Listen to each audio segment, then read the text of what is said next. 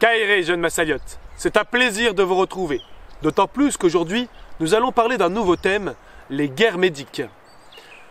Alors j'espère que vous avez pris vos tablettes pour prendre des notes, car cette leçon s'étalera sur de nombreux cours. Pour commencer, que sont les guerres médiques? Eh bien, c'est une série de conflits qui opposa les Grecs face aux Perses durant ce que vous appelez le début du 5e siècle avant notre ère. Les Grecs sortirent victorieux de ce conflit. Cependant, leur civilisation et leur culture en fut profondément modifiée. Et c'est pourquoi j'ai décidé aujourd'hui de vous en parler. Mais avant cela, je dois vous parler d'une personne grâce à laquelle j'ai pu connaître toutes ces informations et toute cette histoire. Il s'agit bien évidemment d'Hérodote d'Halicarnasse.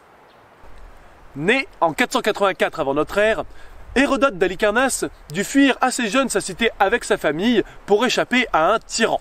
À partir de là, il entama de nombreux voyages en Libye, en Égypte, en Phénicie, en Babylonie, en Perse, en Macédoine et enfin en Grèce.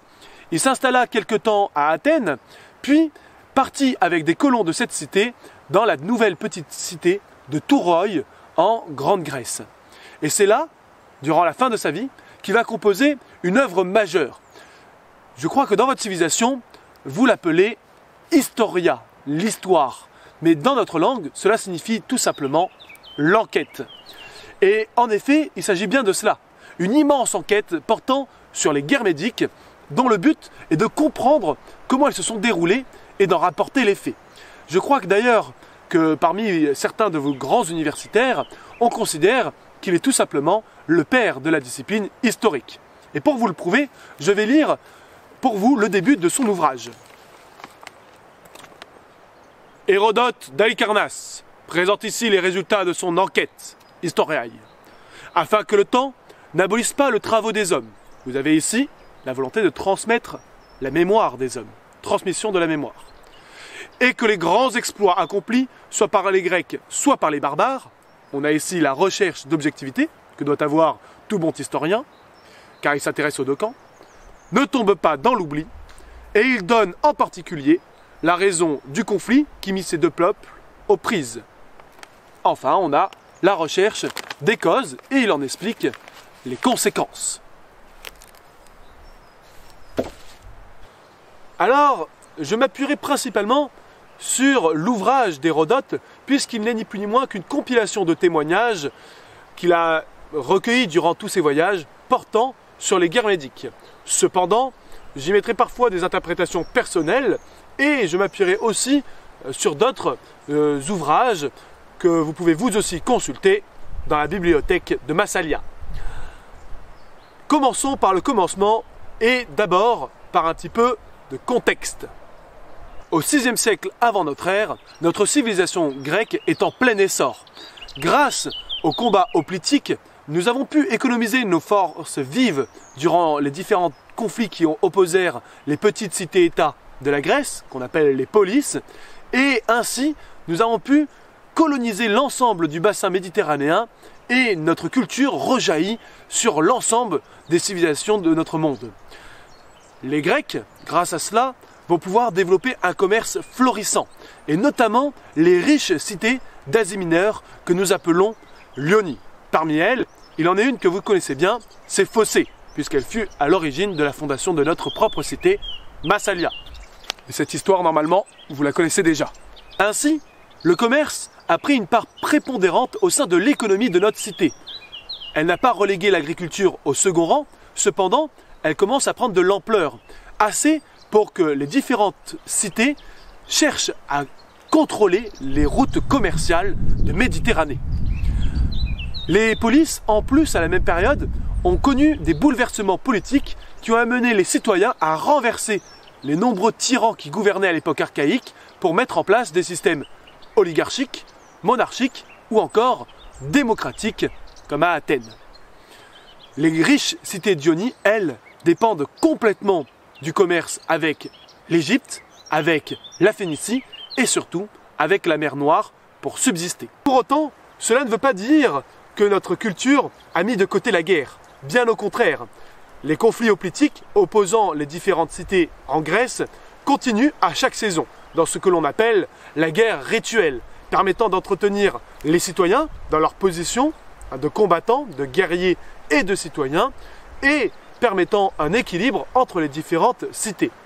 Toutefois, la Grèce connaît à cette période une période de prospérité et de richesse. Mais au même moment, au milieu du VIe siècle, va naître au Proche-Orient un empire comme le monde n'en avait jamais connu, l'empire perse achéménide.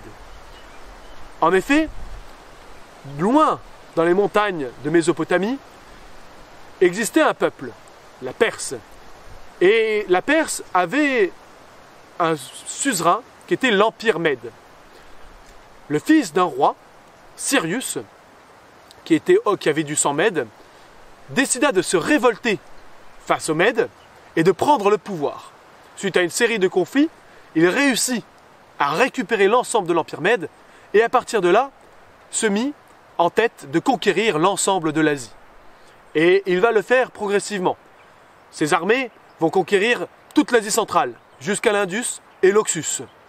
Vers l'ouest, il va envahir l'ancienne Babylonie, la Syrie, la Lydie, qui était pourtant riche, soumettre son roi Crésus, et enfin, imposer son autorité aux cités grecques d'Ionie. La résistance fut assez brève. Les petites cités grecques d'Ionie ne pouvaient opposer une réelle résistance face à une telle puissance. Mais Cyrus fit preuve d'une grande clémence, et c'était là son secret pour gouverner. Il laissa énormément d'autonomie aux petites cités d'Ionie grecques, et y plaça des jeunes tyrans. Ces tyrans lui étaient évidemment favorables. De plus, il laissa un libre commerce en mer Égée et n'imposa pas trop durement les cités. Et même si quelques Grecs, notamment les Phocéens, décidèrent de fuir, la plupart préférèrent rester en Ionie sous la domination des Perses. À la mort de Cyrus, son successeur, Cambyse, ajouta à l'empire la Phénicie, l'Égypte et une partie de la Libye. Il avait alors entre ses mains un empire puissant, cohérent, tolérant d'un point de vue religieux et surtout correctement administré. Car l'empire perse était divisé en satrapies. Les satrapies sont ni plus ni moins que des petits royaumes, à la tête desquels on met un satrape qui obéissent directement au roi des rois, l'empereur de l'empire perse. Ces satrapes gouvernent ces territoires et l'empire perse achéménide, à la fin du VIe siècle, détient ni plus ni moins que 22 satrapies. De plus, ces satrapes ont toute liberté pour lever des forces locales, s'appuyer sur des rois ou des tyrans locaux pour faire la guerre à des ennemis ou pour mater des révoltes. En cas d'échec, on en appelle au roi des rois qui lève des forces dans toutes les satrapies et qui vient mater les imprudents. Cette puissance était dévastatrice et, à la mort de Cambyse, commença à tourner son regard vers l'Occident. En effet, le successeur de Cambyse, Darius Ier, était un homme de commerce. Il était intéressé par l'Ouest et voulait contrôler les différentes routes commerciales. Il commença par envahir l'île de Samos, une des îles principales de la mer Égée. Puis, il traversa l'Hellespont, conquit la Propontide, la Thrace et alla même faire la guerre aux Scythes. À son retour, le petit royaume de Macédoine n'eut d'autre choix que de se soumettre à l'empire perse. Darius revint dans ses terres et décida d'une réforme fiscale de grande ampleur. Les cités grecques d'Ionie commençaient à aller payer le prix fort de leur soumission à l'empire perse. En plus de cela, Darius entama une politique commerciale favorisant les Phéniciens qui lui octroyaient, en échange de cela, leur flotte et leur armée. Progressivement, l'Égypte et le passage vers la mer Noire fut entièrement sous le contrôle de l'empire perse. Malheureusement pour les cités grecques, c'était une catastrophe, car l'essentiel des échanges de cette période passait par le Bosphore ou par l'Égypte.